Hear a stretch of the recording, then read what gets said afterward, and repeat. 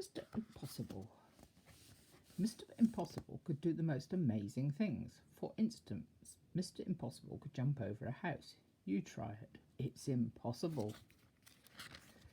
And Mr. Impossible could make himself invisible. All he had to do was stand there and think about becoming invisible, and he became invisible. You try it. It's impossible.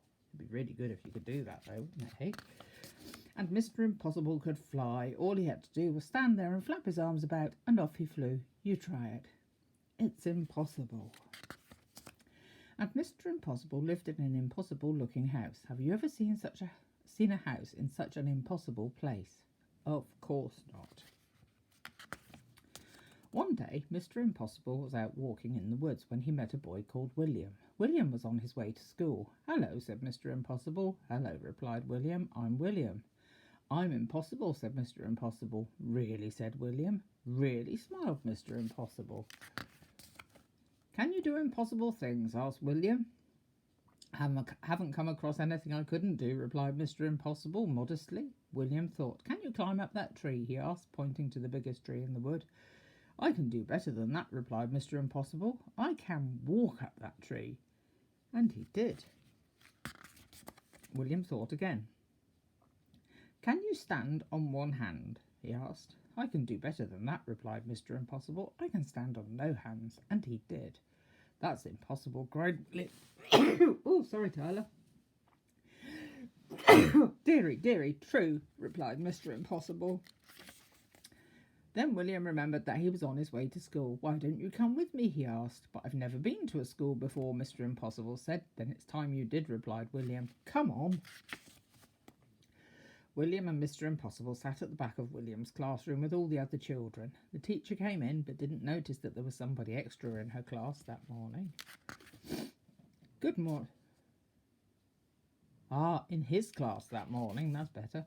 "Good morning, children," said the teacher. "I have a very difficult sum for you to do today. It will take you most of the morning to work out the answer." And he wrote the sum on the blackboard.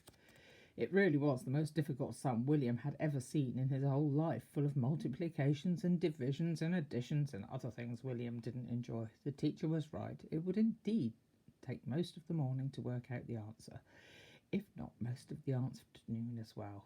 Mr. Impossible whispered in William's ear. William put up his hand.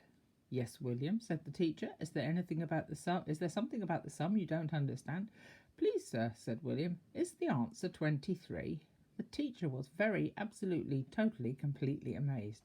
"How did you work out the sum so quickly?" he gasped. "It's impossible." "Nothing is impossible," said Mr. Impossible from the back of the class, and stood up. "Well, I never did," exclaimed the teacher. After that, Mr. Impossible spent all day at the school. He showed the teacher how he could read a book upside down. "That's impossible," said the children who were watching. "Absolutely," replied Mr. Impossible. Then William asked Mr. Impossible if he would like to play in the school football match. "Oh, yes, please," replied Mr. Impossible.